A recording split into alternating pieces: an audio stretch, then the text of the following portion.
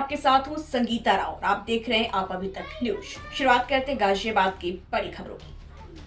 उत्तर प्रदेश के मुख्यमंत्री योगी आदित्यनाथ ने कई घटनाओं में अनाधिकृत ई रिक्शा व ऑटो की संलिप्तता पाए जाने पर वाहनों के खिलाफ सख्त चेकिंग अभियान चलाने के आदेश दिए थे। सीएम ने कहा था कि हर हाल में अंकुश लगाया जाए। इस आदेश के बाद परिवहन आयुक्त ने सभी पुलिस कमिश्नर, जिलाधिकारी और पुलिस कप्तान को पत्र लिखा था। पूरे प्रदेश में यह अभियान मंगलवार से शुरू होगा।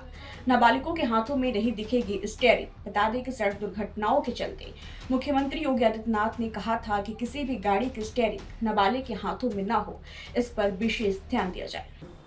अपंजीकृत और अवैध रूप से चल रहे ई रिक्शा के विरुद्ध ये एक प्रदेशव्यापी अभियान है जो माननीय मुख्यमंत्री जी के निर्देश पर परिवहन विभाग चला रहा है पूरे प्रदेश में।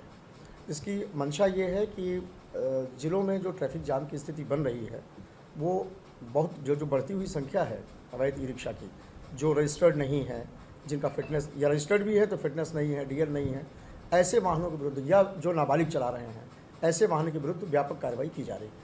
तो हम लोगों ने 1 तारीख से अभियान को शुरू किया है और हमारे संभाग में सभी जनपदों में इसको ये चल रहा है। अभी फ़िलहाल 2 दिन के अभियान में 1 और 2 तारीख में हम लोगों ने 146 गाड़ियाँ अभी तक बंद की हैं ई रिक्शा और 38 के चालान किए हमने।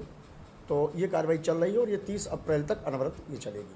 हमारी सारी टीमें, हमारे सारे अधिकारी इस पर लगे हुए हैं। जैसे देखा जाए कि आदेश आने के बाद तो अभियान चलाया जाता है, लेकिन कुछ समय बाद वो अभियान निरस्त हो चला जाता है। इसके बाद दोबारा से ऐसे ई रिक्शा और ऑटो पर दौड़ते हैं जो दुर्घटना को न्योता देते हैं। जी, एक्चुअल में पहली बात तो ये अभियान ही बहुत लंबे समय का है, 30 अप्रैल तक 1 महीने पूरे चलना है। दूसरी बात ये है कि हम लोग उसके जो कॉज हैं, जो रूट कॉज हैं, उन पर भी ध्यान दे रहे हैं। जैसे बहुत सारे ई रिक्शा ऐसे हैं जो कोई अथॉराइज एजेंसी नहीं बना रही है, वो असेंबल्ड हैं, गलत तरीके से बनाए जा रहे हैं। तो जिला प्रशासन से बातचीत करके एक और टीम बनाई गई है जो उस तरह के ठिकानों पे छापामारी करेगी। जो असेंबल्ड कर रहे हैं, जो इस प्रकार अनधिकृत ई रिक्शा बना रहे हैं, वो कंपनियां ही बंद हो जाएंगी, वो फैक्ट्रीज ही बंद हो जाएंगी जो असेंबल्ड करके बना रही हैं। तो एक तरफ से हम उनका निर्माण रोकेंगे, दूसरी तरफ से इनका संचालन रोक करके या जो गलत गाड़ियाँ उनको बंद करके और इस तरह की स्थिति क्रिएट करेंगे कि केवल वैध जो ऑटो रिक्शा हैं, वैध ई रिक्शा हैं, केवल वही संचालन में रहें। देखा गया है कि कई ऑटो ऐसे भी हैं जो अपने रूट से अलग जाकर ऑटो चलाते हैं जी। तो उससे दुर्घटना और क्राइम काफ़ी बढ़ता है। लखनऊ देखा गया था कि महिला के साथ ट्रेन की घटना होती जी जी उसके बाद ये आदेश जी जी। क्या इस पर भी कार्रवाई की जाएगी? देखिए, इसमें ऐसा है कि ये 2 अलग अलग तरह की बातें आप कर रहे हैं। एक ऑटो रिक्शा होता है और एक ई रिक्शा होता है। ई रिक्शा जो है अभी तक उसके परमिट के संबंध में किसी तरह की कोई सरकार की नीति नहीं है, उसका परमिट नहीं होता, वो परमिट से फ्री है। तो ऐसे में हम उनका रूट डिसाइड करना या उनका इस तरह से क्षेत्र डिसाइड करना, ये अभी हमारे लिए फ़िलहाल जो नीतियाँ हैं, फ़िलहाल जो रेगुलेशंस हैं, उस पर संभव नहीं है। हम इस पर बात कर रहे हैं कि इसको भी रेगुलेट किया जाए।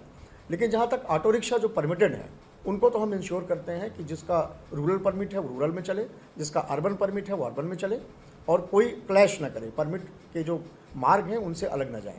जहाँ तक ई रिक्शा की बात है, ई रिक्शा को अभी इस पे रेगुलेशंस की ज़रूरत है कि उसको कैसे नियंत्रित किया जाए, कि उसके रूट डिवाइड किए जाए, उसका क्षेत्र डिवाइड किया जाए और ये निश्चित किया जाए कि किस पर्टिकुलर रूट या पर्टिकुलर क्षेत्र में कितने ई रिक्शा चल सकते हैं, ताकि बहुत ज़्यादा संख्या भी न बढ़े उनकी।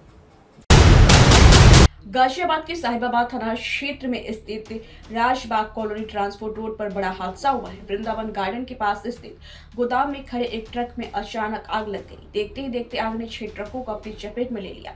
स्थानीय लोगों ने तुरंत पानी की पाइप से आग बुझाने का प्रयास किया। थाना साहिबाबाद के राजबाग वृंदावन गार्डन क्षेत्र में पार्किंग के अंदर खड़े ट्रकों में आग लगने के कारण चारों तरफ अफरा तफरी का माहौल बन गया है। रह रह कर धमाके हो रहे हैं।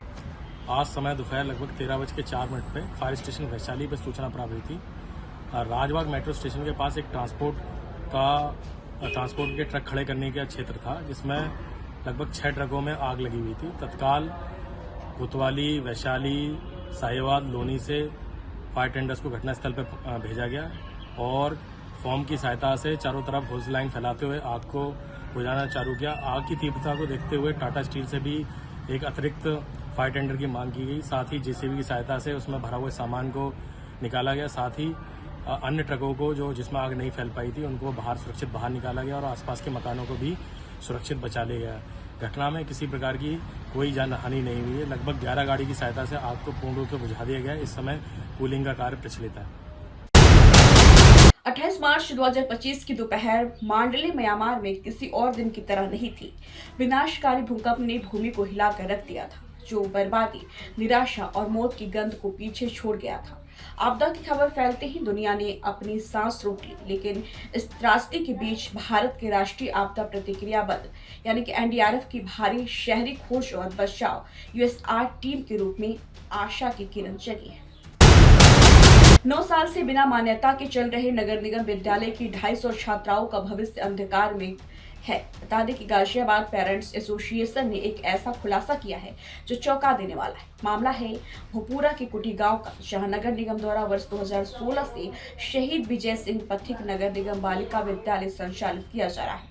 इस विद्यालय में कक्षा 1 से 10 तक लगभग 250 छात्राएं शिक्षा ले रही, लेकिन मजे की बात देखिए कि स्कूल की मान्यता एक भी कक्षा की नहीं है। इससे पहले हमने ये तो सुना था कि प्राइवेट स्कूल बिना मान्यता चल रहे हैं, लेकिन ये ऐसा पहला वाकया है अपनी सरकार होते हुए भी नगर निगम का खुद का ही विद्यालय पिछले 9 साल से बिना मान्यता के संचालित किया जा रहा है। गाजियाबाद पेरेंट्स एसोसिएशन की अध्यक्ष सीमा त्यागी और सचिव अनिल सिंह ने बताया है कि अभिभावकों की शिकायत का संज्ञान लेकर जब हमने स्कूल का दौरा किया तो पाया कि जहां स्कूल की building, classroom, playground, lab, music room सभी बेहद उच्च स्तरीय है, वहीं स्कूल की प्रधानाचार्य और शिक्षिकाएं पूरी मेहनत से बच्चों को गुणवत्तापूर्ण शिक्षा देने के लिए दृढ़ संकल्पित है। लेकिन इस दौरान जब अभिभावकों और छात्राओं से वार्ता की गई तो ज्ञात हुआ कि स्कूल की किसी भी कक्षा की मान्यता नहीं है और यह स्कूल नगर निगम के किसी अन्य स्कूल से अटैच कर संचालित किया जा रहा है। बता दें कि स्कूल की मान्यता नहीं होने के कारण कक्षा 9 और 10 की बोर्ड परीक्षा भी नगर निगम के किसी अन्य विद्यालय से दिलाई गई, लेकिन इस बार नए शिक्षा सत्र से कक्षा 9 और 10 के छात्राओं को दाखिला लेने से मना कर दिया गया है, जिसके कारण अभिभावक और छात्राएं मानसिक रूप से परेशान हैं।